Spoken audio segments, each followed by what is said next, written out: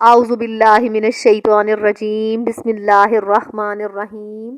آج پھر میں ایک نئے ٹاپک کے ساتھ حاضر ہوں، اور آج کا ٹاپک بہت ہی دلچسپ ہے۔ آج کا ٹاپک ہے نظر بد کیا ہے اور اس کا علاج کیا ہے۔ اس سے پہلے کہ میں آج کا ٹاپک سٹارٹ کروں، آپ سب سے ریکویسٹ کرتی ہوں کہ میرے چینل کو سبسکرائب کر دیں اور ویڈیو کو لائک کر دیں۔ جزاک اللہ خیر۔ ایک نظر وہ ہوتی ہے جو کسی ناپسند کرنے والے کی لگے۔ حسد کرنے والے کی نظر تو لگتی ہی لگتی ہے، ظاہر ہے وہ ناپسند کرتا ہے۔ دوسرا وہ ہوتا ہے کسی اپنے کی نظر لگ جائے، کیونکہ نظر کسی اپنے کی بھی لگ جاتی ہے۔ ایون ہمارے سب سے زیادہ چاہنے والے ہمارے ماں باپ، ان کی بھی نظر لگ جاتی ہے۔ اس لیے کہا جاتا ہے کہ جب بھی آپ کچھ اچھا دیکھیں تو ماشاء اللہ کہیں۔ آپ ماشاء اللہ کہنے کی عادت ڈالیں، بلکہ حدیث مبارکہ میں ہے، فرمایا گیا کہ جب بھی آپ کچھ اچھا دیکھیں تو ماشاء اللہ لا قوت الا باللہ اگر کہہ دیا جائے تو نظر نہیں لگے گی۔ جب کوئی چیز اچھی لگے، کسی کا کاروبار ہے، کپڑے ہیں، گاڑی ہے، کچھ بھی دیکھ لیں تو ماشاء اللہ لا قوت الا باللہ بولیں تو نظر نہیں لگے گی انشاءاللہ۔ چاہنے والے کی بھی نظر لگ جاتی ہے، بعض اوقات اپنی نظر بھی لگ جاتی ہے۔ یہ بھی ایک حقیقت ہے، کیونکہ یہ ایک جدید دور ہے۔ سیلفیز لی جاتی ہیں۔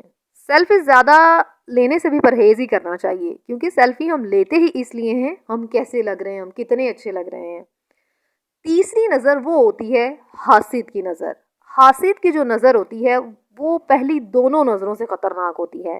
بعض بکس میں نظر کے بارے میں لکھا گیا ہے کہ نظر ایکچولی لگتی پتہ کیسے ہے؟ انسانی آنکھ سے جو شعاعیں نکلتی ہیں، ان شعاؤں کے اندر ٹاکسک مٹیریل بھی ہوتے ہیں، مطلب زہریلے مادے بھی ہوتے ہیں۔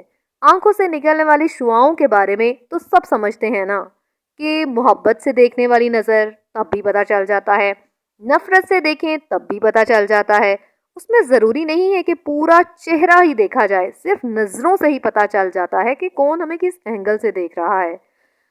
اور جب انسان کسی کو حسد سے دیکھتا ہے نا، تو اس کے دماغ کے اندر زہر پیدا ہوتا ہے۔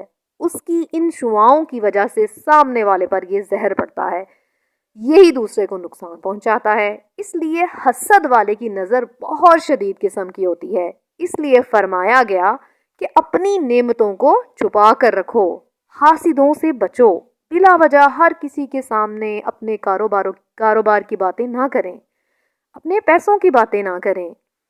یہ نہیں کرنی چاہیے، ان سے پرہیز کرنا چاہیے، خاص طور پر اس محروم آدمی کے سامنے جس کے پاس یہ سب کچھ نہیں ہے۔ ایک تو وہ ہے، مطلب ایک کاروباری دوسرے کاروباری کے سامنے بات کر رہا ہے، اس میں بھی ویسے احتیاط ہی کرنی چاہیے۔ پر ایک وہ ہے جس کے پاس کچھ بھی نہیں ہے، بالکل محروم ہے۔ اب ظاہر ہے وہ نگاہ حسرت اور نگاہ حسد ڈال دے گا، اس لیے بچنا چاہیے۔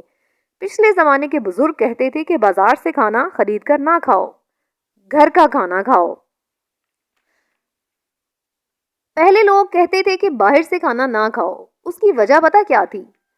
اس کی وجہ یہ تھی، باہر جب چیزیں بن رہی ہوتی ہیں، پک رہی ہوتی ہیں، وہاں گزرنے والے وہ بھی ہوتے ہیں جو خرید سکتے ہیں، اور وہ بھی ہوتے ہیں جو نہیں خرید سکتے۔ وہ حسرت سے دیکھ کر گزر جاتے ہیں، اور جس کھانے کے اوپر نگاہ حسرت پڑی ہو اس پر ظاہر ہے اثرات بھی ویسے ہی ہوں گے۔ اس لیے کہتے ہیں اپنی نعمتوں کو چھپا کر رکھیں۔ اور خدا نہ خواستہ کسی کو اندیشہ ہو کہ مجھے نظر بد کا اندیشہ ہے، تو ہمارے پیارے نبی حضرت محمد صلی اللہ علیہ وآلہ وسلم نے فرمایا کہ سورت فلق اور سورت ناس پڑھ کر اپنے اوپر اگر دم کر لیا جائے تو ہم نظر بد سے محفوظ رہ سکتے ہیں۔